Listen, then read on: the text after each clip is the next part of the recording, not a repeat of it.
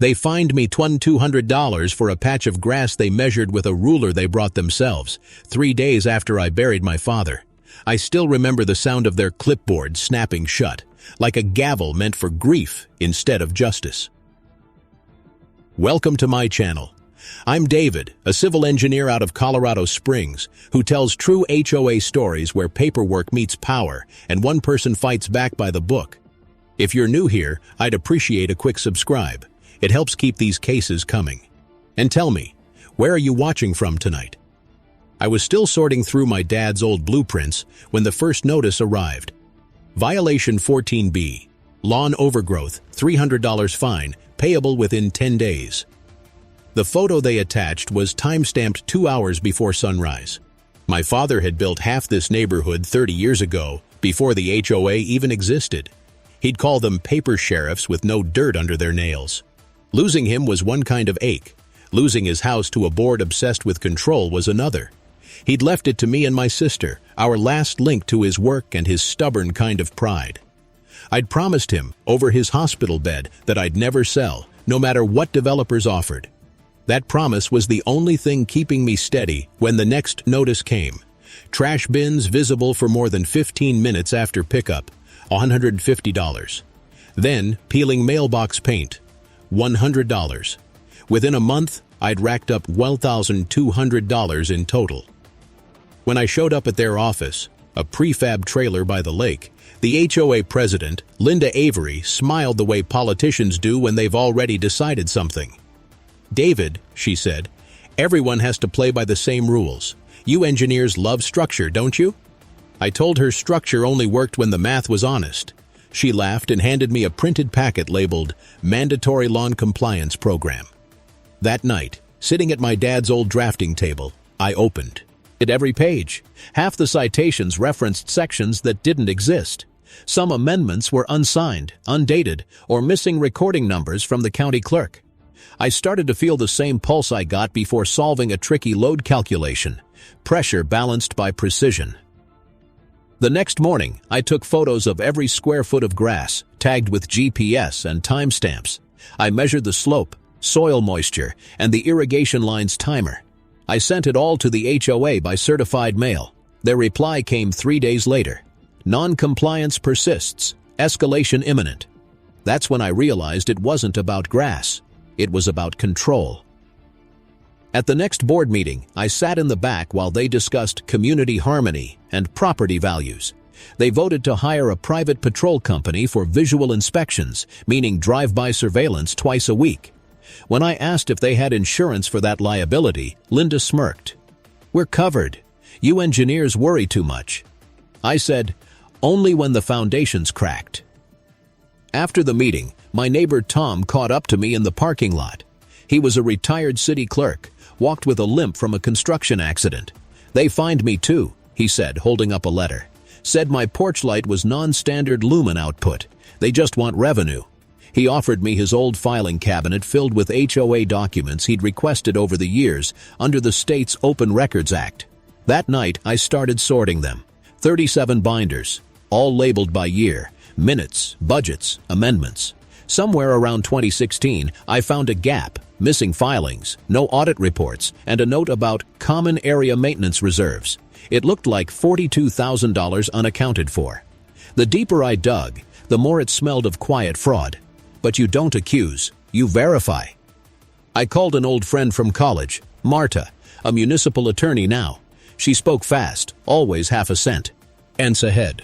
Start with the covenants," she said. "Find out if they ever re-recorded after incorporation. Most HOAs forget that step when they amend." Knowledge, nugget number 1. In Colorado, any amendment to a recorded covenant must itself be recorded to be enforceable. Unsigned or unrecorded changes are legally void. So I checked, and she was right. They hadn't recorded anything since 2005. Every fine, every enforcement since then was built on a ghost foundation. It wasn't time to tell them yet. You don't show your hand in the first round. I kept paying under protest, marking every check paid under dispute of authority. My accountant neighbor helped me catalog everything in a spreadsheet with line item codes. The wound, the promise to protect Dad's house, wasn't just personal anymore. It was civic. He'd believed in neighborhoods built on trust, not fear. Somewhere along the way, that spirit had been paved over with forms and bylaws nobody read. When I walked past his workbench that night, the lamp still smelled faintly of coffee and metal filings. I whispered, "I'll fix this the right way, Dad, with plans and permits, not fists." Then I opened the county GIS map.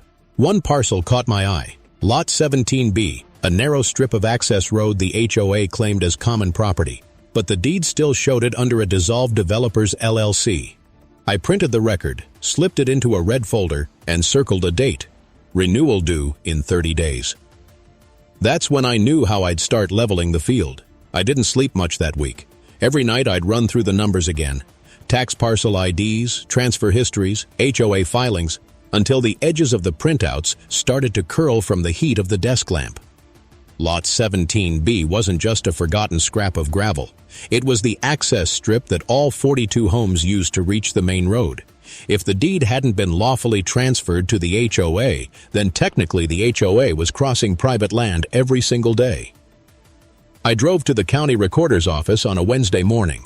The clerk, a woman named Sheila with coffee rings tattooed into her blotter, pulled up the record. "You're right," she said, tapping the monitor. "Developer dissolved in 2012. No successor named." She printed the chain of title and stamped it with the blue seal that felt like the sound of justice hitting paper. By lunchtime, I had a plan. I called Marta again. "Hypothetically," I said, "if someone purchased a defunct LLC's remaining asset, could they limit its use until the rightful party comes to the table?" She paused, half smiling through the phone. "If it's zoned private, yes, within reason. But you didn't hear that from me." So I filed for an assignment of interest in the developer's old entity through a shell LLC, completely legal, transparent to anyone who cared to check. Within 48 hours, I was the lawful title holder of Lot 17B, the strip of road the HOA used to enforce every rule they'd ever written. I didn't say a word. I wanted them to keep stepping on my property until the day came when it mattered most. 2 days later, an HOA letter appeared taped to my door. Non-compliant irrigation pattern, possible lien proceedings. Linda's signature was scrawled in blue ink like a warning flare. I remember thinking, good, keep writing. Every word is another exhibit. At the next board meeting, I asked a simple question. "Where's the audit report for the reserve fund?" Linda blinked. "Those records are confidential." "They're not," I said. "They're community property under CRS 38 to 33.3317. Open records. You're obligated." That earned me a smirk and a motion to adjourn. They thought I was bluffing. On my way out, Tom caught up again, holding his thermos. "You're really stirring the hornet's nest," he said. "They started it," I told him. "I'm just measuring the wingspan." Half a week later, I came home to find a patrol car idling by my driveway, lights flashing low. The officer stepped out, young, polite. "Mr. Haynes, we got a call for a wellness check. Said you'd been acting erratic." I laughed, bitter. "Let me guess. The HOA." He shrugged. "Call came from an anonymous source, ma'am, at the board office." He glanced at my stack of files. "You building a case?" "Just organizing my life," I said. He nodded, wrote his name on a card, and whispered, "Document this visit. Times 7:42 p.m. Knowledge nugget number 2. Filing false or harassing wellness checks can constitute misuse of emergency services under state law, especially if used for intimidation. That night, I added the card to my binder labeled Retaliation Events. Inside, 4 citations, 2 anonymous complaints, and now 1 police visit. Early the next morning, I set up a small security camera, clearly visible, signposted, and compliant with local recording laws. If they wanted to watch me, I'd watch right back. Around that time, I dropped my second engagement video line into the script. If you've ever faced an HOA that crossed the line, comment your story below. If you haven't yet, leave a message for the ones who are watching from the other side. I kept my calm, but every day felt tighter. My sister Kate called from Seattle, worried. "You sure this isn't eating you alive?" "I promised Dad," I told her. "Besides, I'm not fighting, I'm auditing." She laughed softly. "That's the engineer way." The HOA doubled down. New letter. Unauthorized exterior fixture. Porch camera violates design uniformity. Fine, $250. Another, mailbox flag not standard red. Fine, $75. The petty rhythm of it started to feel like music played by control freaks who'd forgotten what harmony sounded like. So I began the dig. I opened Tom's old cabinet again, tracing every board vote from 2010 onward. I found 3 directors who'd served past their legal term limits, 1 proxy vote missing signatures, and a vendor contract awarded to a cousin of Linda's husband. That's when I called in a third ally, Elijah, a forensic accountant I'd worked with on a municipal drainage project. He had ink stains on his cuffs and a laugh like an old diesel engine. "Send me the PDFs," he said. "If the HOA's insurance provider got fed doctored budgets, they're in trouble. Insurers don't like undisclosed conflicts." It took him 4 days. Then he called. "David, you're sitting on a ticking time bomb. Their insurance renewals due end of quarter. If we prove false certifications, they'll lose coverage. That means personal liability for the board." I leaned back in my chair, the air thick with the smell of toner. "How long until renewal?" 41 days. I smiled. Same countdown as the access road deed reversion. 2 timers, 1 end game. The next morning, I found another letter. Immediate compliance demand. I taped it on the fridge under a magnet shaped like a bulldozer. It felt symbolic. From there, I stayed quiet. I mowed the lawn, painted the mailbox, followed every code to the inch. Let them record progress. Because in a few weeks, they'd realize the ground they stood on, literally, belonged to me. And by the time they did, I'd already have my leverage notarized, sealed, and waiting for the right public stage. By mid-month, I'd learned to keep the blinds half open just enough to catch the glint of a patrol car mirror as it rolled past. The HOA's private compliance contractor liked to idle at the corner and snap pictures like he was doing wildlife photography. Each shutter click felt like a dare. I logged every sighting with time and coordinates. 15 incidents in 11 days. Then came the envelope that pushed me over the edge. Notice of intent to lien. Total balance, $2,325. The figure was in red, bold, as if color could make it legal. I set it next to the title record for Lot 17B and realized the absurdity. Every fine they claimed was tied to an address that legally required my permission to access. Tom stopped by that evening, wheezing a little as he hauled a box of old vote tallies onto my porch. "You planning to burn them?" he asked. "Not yet," I said, sliding a matchbook off the table just to feel its weight, "but I might need a visual for the closing argument." He chuckled. "Just remember, stay boring. Paper wins, not fireworks." That night, Elijah sent another email. Subject line, cross-exposure alert. Inside was a spreadsheet showing how the HOA had bundled its maintenance fund with a developer's loan account. "They're double-pledged," he wrote. "If an auditor sees this, the insurer walks." Knowledge nugget number 3. When HOA reserves are pledged against unrelated loans, it violates fiduciary duty and can void insurance coverage under most state risk pool rules. The next morning, I attended another board meeting. Standing room only. Linda opened with, "We've had some members spreading misinformation online." She glanced at me. "We encourage residents to report any defamatory statements." I raised my hand. "Is factual evidence considered defamatory now?" She ignored me. Typical. When the session ended, one of the younger board members, Eric, caught me outside. "Look," he whispered. "I joined to help, not to get sued. She's pushing too far." "How long's her term left?" 2 months, but she's planning to extend through a procedural vote next week. That was it. The moment when the story's gears locked into place. I spent the next few nights quietly setting up the scaffolding of my countermove. I registered a public website under a neutral name, sprucelakerecords.com, and uploaded every non-confidential document, minutes, missing filings, falsified amendments, budget gaps. Nothing private, nothing defamatory, just facts under open records law.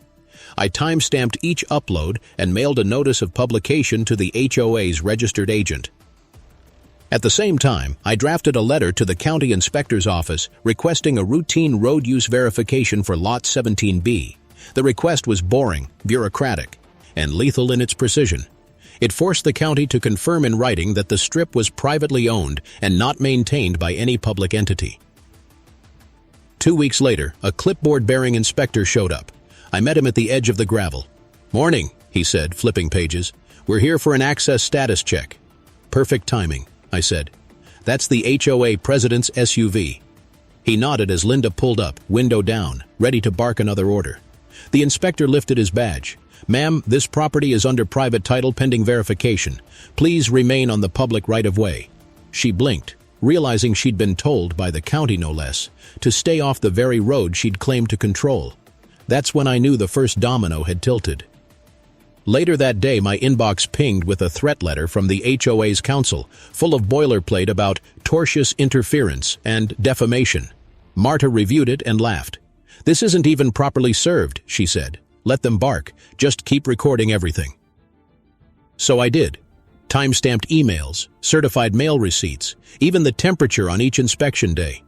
My living room looked like a crime lab for bureaucracy. At night, I'd sit by the window and think about Dad. He'd taught me that every system, no matter how crooked, leaves a paper trail. They can hide intent, he'd say, but not the math. Sometimes I caught my reflection in the glass, half shadowed by the desk lamp, and wondered if he'd be proud or worried. Probably both. A few evenings later, Tom and I shared coffee on the porch. "You ever think about what happens after?" he asked. "After what?" "After you win. They'll hate you, sure, but they'll also have to live with you." "I'm not doing this for hate," I said. "I'm doing it so the next guy doesn't have to." That's when I turned to the camera and spoke straight to the viewers. How far should an HOA control your own property? Should they dictate what color your mailbox is, or where your right to privacy begins? Tell me in the comments, or at least like the video so more people see this fight. The next morning, an email from Elijah arrived with a single sentence. "Renewal confirmed. Insurance lapses in 9 days if unresolved." 9 days. Same week, the HOA planned their annual compliance picnic, a public PR event by the lake. I could almost hear Dad's voice again. Timing is the only variable they can't rewrite. I smiled, sealed the folder marked 17B title, confidential, and placed it gently into a weatherproof briefcase. Everything was ready for the public set piece. The morning of the picnic broke hot and glass clear, the lake a mirror holding its breath. I parked my truck just outside the event zone and watched volunteers stringing banners that said "Spruce Lake Strong." It looked like a campaign rally disguised as a barbecue. Linda stood near the gazebo, blazer bright enough to blind someone, giving orders into a walkie-talkie. I kept to the shade, waiting for the cue. Marta was already at the county recorder's office downtown, ready to file my packet the moment the board voted on anything requiring the access road. Elijah had prepped his email drafts to the HOA's insurer, time-stamped and queued. All I had to do was stay calm until they stepped into their own trap. When the clock hit noon, the board took the stage. "We're proud to announce new safety measures," Linda declared. "Our HOA has secured long-term control of all community access roads and will be enforcing updated maintenance fees effective July 1st. The microphone crackled, and I felt the shift inside me. Years of engineering meetings, project pitches, and courtroom prep all compressing into one steady pulse. I stepped forward. "Madam President," I said, voice even, "you're asserting control over Lot 17B? She squinted down. "Yes, as common property." I raised the envelope in my hand, the county seal catching sunlight. "Then you'll need permission from its owner to use it." Loud. Exter rolled through the crowd until I laid the certified deed across the podium. The laughter stopped like someone had hit a switch. The inspector from before stepped closer, badge visible. "This document's authentic," he said, confirming the stamp. "County recognizes private ownership." Linda's smile froze, edges cracking. "You can't just—" "I can," I said.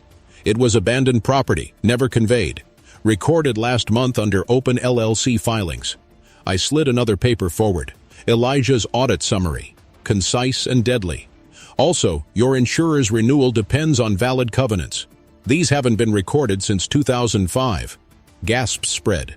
One board member whispered, "She told us they were refiled." "Check the ledger," I said, "or the missing $42,000 in maintenance reserves." Linda tried to recover, but her voice shook. "This is a stunt. You're endangering the community." "Protecting it," I corrected. Because if you collect dues under void covenants, that's not enforcement, it's fraud. The officer stepped forward again, neutral but firm. I'd advise everyone to stay calm. Mr. Haynes is within his rights here. Knowledge nugget number 4.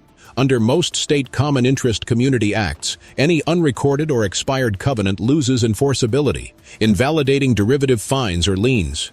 Cameras clicked, phones lifted. It wasn't planned, but the moment became its own broadcast. Linda stammered something about legal review, but the murmurs drowned her out. Tom was there, leaning on his cane, grinning. "Told you paper wins," he murmured. I picked up the microphone, steady as a surveyor's hand. "I'm not shutting anyone out. This road stays open until the community votes to reform the board, publicly, fairly, and with proper records. But if this HOA keeps abusing power, I'll close access pending review.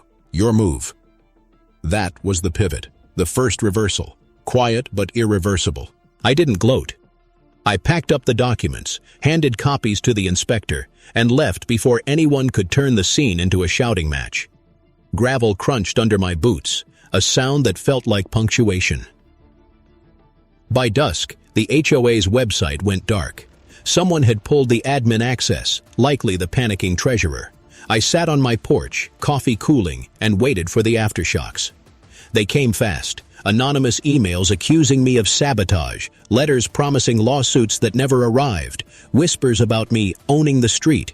But none of it stuck because the facts were public now. And the community started shifting. Neighbors who'd avoided eye contact for months stopped by asking, "What happens next?" "I'm not your leader," I said, "just your reminder that you have a voice." Still, inside, the fight wasn't over. The board hadn't resigned yet, and the insurer's clock was still ticking. I had 7 days before their coverage expired, and in that gap, they could still make a desperate move. That night, as thunder crawled over the ridge, I opened a new folder, Restructure Plan. Inside, I drafted proposals for term limits, audit transparency, and open record charters. It wasn't revenge anymore. It was redesign. On my desk sat Dad's old metal ruler, edges nicked from decades of use. I ran my thumb along the groove and whispered, "Precision, not rage." Outside, the storm broke, rain hammering against the roof, washing the dust from the driveway. Somewhere in that downpour, I could almost hear the first cracks in the old regime giving way. By the next morning, word of the confrontation had spread faster than the storm runoff down the culverts I'd once designed for this very neighborhood. My phone buzzed nonstop, neighbors forwarding screenshots of community threads, a few sympathetic, others accusing me of privatizing the road. Linda had clearly launched her counteroffensive, a full-blown narrative war. I decided to let her talk. The louder she got, the more the cracks showed. That day, I noticed a city truck pull up in front of my house. 2 men stepped out, clipboards in hand. "Routine inspection," one said. "Anonymous complaint about an unpermitted drainage alteration." I smiled. Funny. I wrote that stormwater plan myself when I worked for the county. I fetched the stamped permit and set it on the hood of the truck. "See the seal? Signed off 2019. He checked the number, frowned. "Someone's wasting our time." "Write that in your report," I said. When they left, I filmed the tire marks as evidence. Another page for the binder labeled Retaliation Events, Phase 2. That evening, Elijah called again. "They're desperate," he said. "The insurer just contacted me for clarification. I didn't tell them everything, but they're sniffing." "Good," I said. "Let them smell panic." Over the next few days, the HOA escalated. Fines for trash can placement, notices for unapproved exterior lighting. A new rumor claimed I was under investigation for zoning fraud. I collected every letter, every email header, every timestamp, each one proof of harassment. Then came the night I almost lost my composure. A rock through the window, small, fast, deliberate, no note, just the echo of glass scattering across the floor where Dad's old ruler sat. I didn't call the cops. I just swept the pieces into a bag labeled Exhibit H. Kate phoned again. "You can't keep doing this alone," she said. "I'm not alone," I told her. "The law's on my side." She sighed. "Just promise me it's not about Dad anymore." "It's always about him," I whispered, and hung up before the lump in my throat could betray me. The next morning, I emailed Marta. "We're close," I wrote. They're breaking their own rules faster than I can document them. Her reply came an hour later. That's good. Don't gloat. Build the timeline. When it's time, I'll be your legal brake pedal. I spent that weekend constructing a chronological board, printed violations on one side, my responses on the other, color-coded by legal weight. Red for harassment, yellow for procedural breaches, green for confirmed overreach. When I stepped back, the pattern looked almost beautiful in its symmetry, a structure of their own arrogance collapsing inward. Still, there was fear under the satisfaction. My mortgage company had received a courtesy alert from the HOA about delinquent assessments. If they believed it, I could lose refinancing eligibility.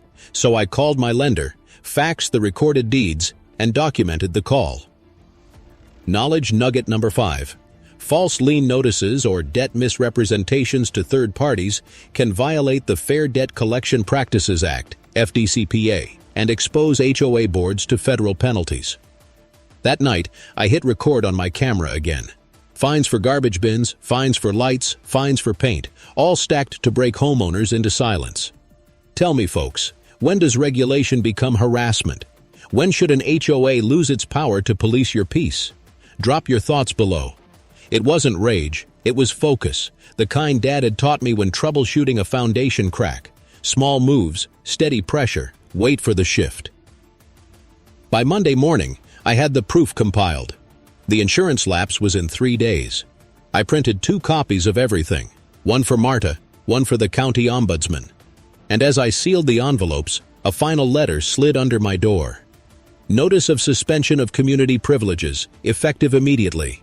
Translation: they'd banned me from using my own lake access, the one connected by Lot 17B. I laughed out loud, irony so thick it tasted metallic. This was the moment. The lowest point, the fear beat, and the fuse. I called Elijah and Marta into a conference call that night. They've crossed from petty to punitive, I said. I'm done white shit. Ting. Marta's voice was calm. Then we set the trap. You said the insurance expires in 72 hours? Exactly. Good, she said. Make them commit one more procedural act, something public, something logged. Then you drop the documents. Understood, I said. Outside, the porch light reflected off the sealed briefcase by my boots.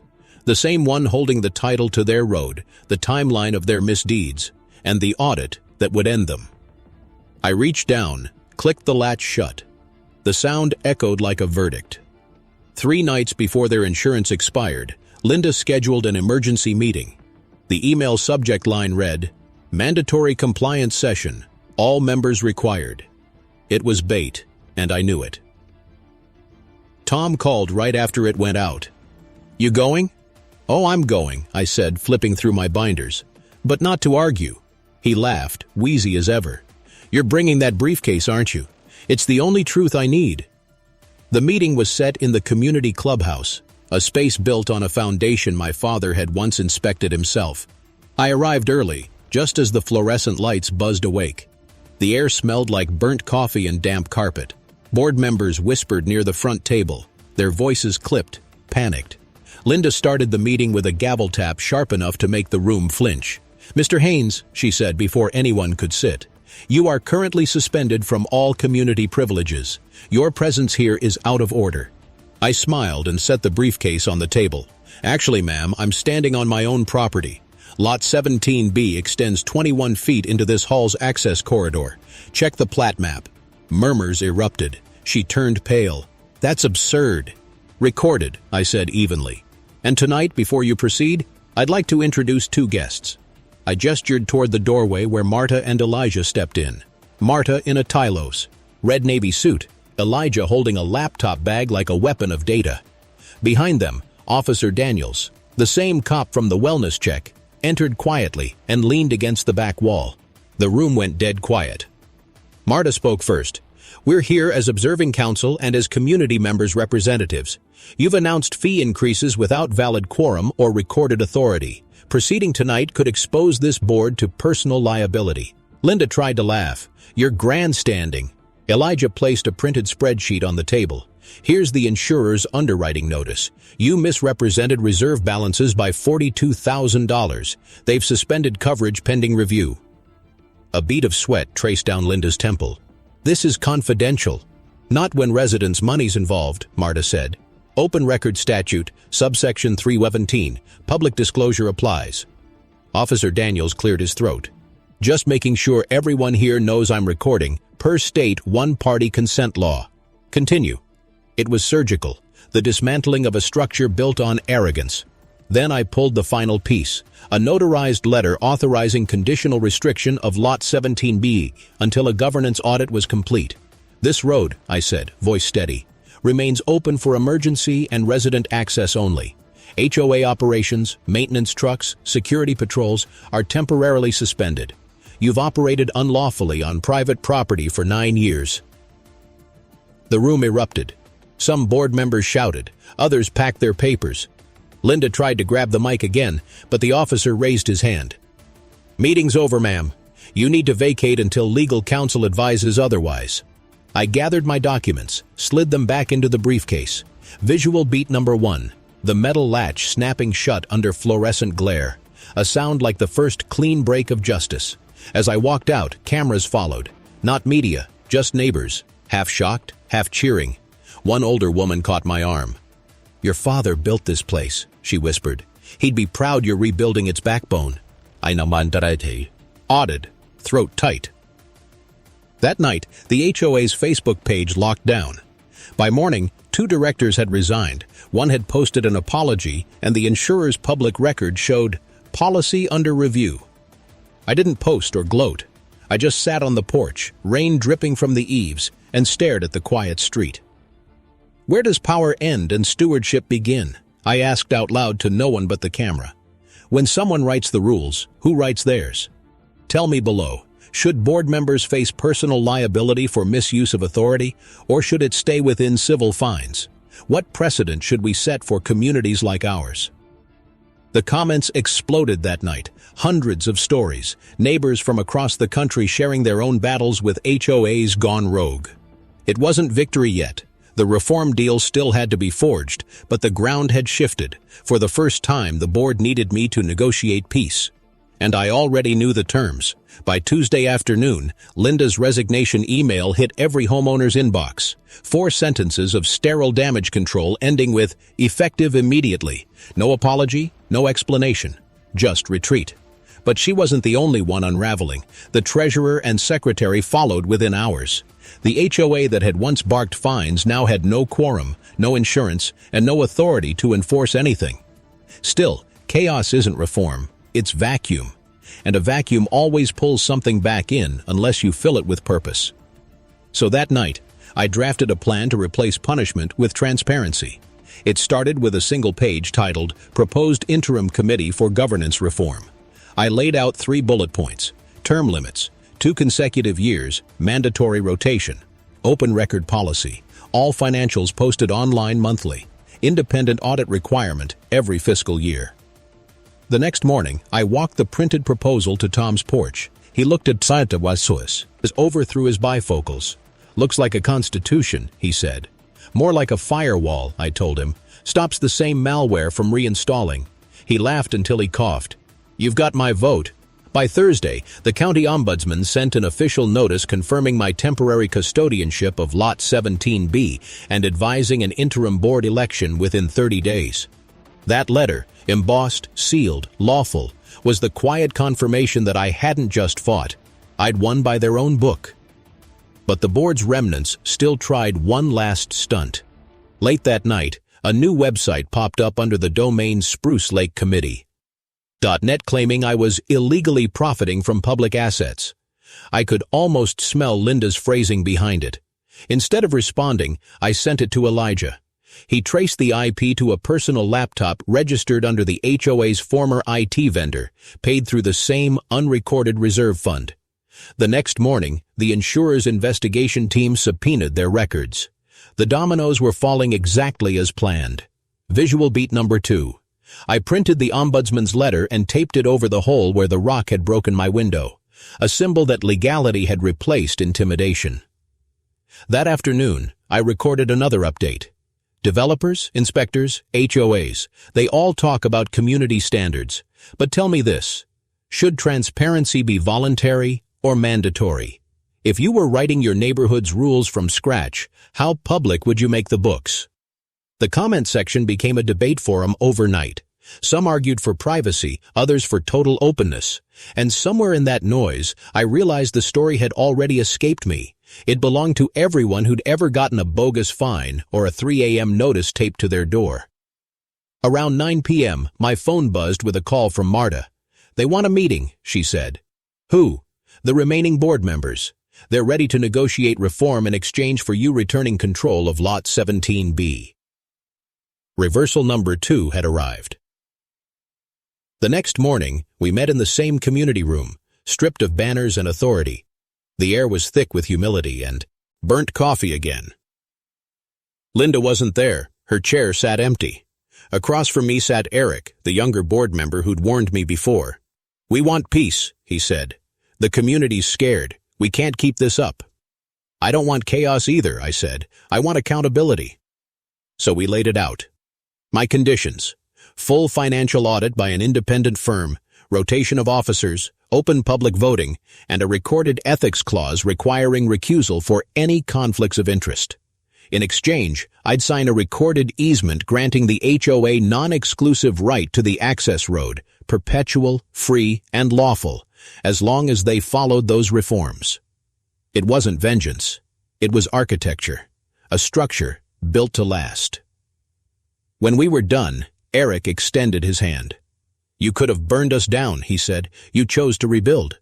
"Fire's easy," I said. "Foundations take patience." We signed the reform deal right there, under the neutral witness of Officer Daniels. He stamped the time, 11:43 a.m., June 17th. The deed of leverage exchanged for a covenant of transparency. Outside, the lake was still. For the first time in months, the air felt breathable. As I walked home, a few neighbors waved. Not victory waves, something quieter, like acknowledgement. The kind that says we saw you stand when it mattered. Still, one thought stayed in my head as I turned onto my driveway. Accountability can't just be personal, it has to be systemic. So I opened the briefcase one last time and slid the signed reform agreement inside. A new folder replaced the old one. Community Oversight Charter, draft pending vote. And for the first time, the sound of that latch closing didn't mean battle. It meant beginning. The news broke 2 days later. Spruce Lake HOA enters reform agreement following governance dispute. Local station KPRD aired a 30-second segment showing the county ombudsman's confirmation and a quick clip of me shaking Eric's hand. I didn't speak for the cameras, just nodded once and let the paper do the talking. Inside the house, silence finally sounded like peace. The smell of new paint replaced the must of old filings. I'd patched the window, replaced the blinds, and boxed up months of evidence into labeled folders, now destined for the public record. Then came the ripple effect. The insurer reinstated conditional coverage under the new bylaws. The county issued an advisory memo praising citizen-led compliance reform. And the HOA that once fined me for a mailbox color sent an email inviting volunteers to join a transparency committee. I laughed out loud when I read it. Progress, one audit at a time. Visual beat number 3. I carried the old violation notices, dozens of them, to the fire pit behind Dad's workshop. One by one, I fed them to the flame until the ink curled and turned to gray ash. Not revenge, just release. The next week, we held the first open community day by the lake. Kids raced remote boats, retirees grilled hot dogs, and the same officer who'd once knocked on my door for a wellness check joined in uniform off-duty, smiling. I took the mic only once, reading a single line from the new charter. No rule shall exist without equal accountability to those who write it. I caught Tom in the crowd, his thermos held high in salute. Marta and Elijah stood beside the registration table, already talking about expanding the audit model to neighboring HOAs. For the first time, the story felt bigger than us. I turned to the camera, steady voice, clear eyes. If you believe I fought the right way, and this is how it should end, say a few words in the comments for your friend. Subscribe so future stories reach you first. And as responsible citizens, share this so others learn and get inspired. That part's on us. Then quieter. Dad used to say a neighborhood's only as strong as the people willing to question its comfort. I think he'd have liked this version better. A week later, too, HOA County newsletter listed the HOA under Model Compliance Programs, Citizen Partnership Edition. 2 former board members pled guilty to filing false financial statements and received probation. The rest were barred from serving again for 5 years. The reforms went live July 1st. Term limits, public minutes, third-party audits, and open access to every line item of spending. The new board voted unanimously to dedicate the Lakeside Trail to my father, Haynes Walkway, built with honor. That evening, I stood there alone as dusk fell, the surface of the water catching the orange of the streetlights. A kid pedaled by, yelling, "Thanks, Mr. Haynes." And for once, I didn't feel like the man who fought the HOA. I felt like the engineer who'd finally finished the blueprint his dad never got to see. I looked at the camera one last time. "Case closed," I said softly, then smiled. "Now, on to the next one." End of story.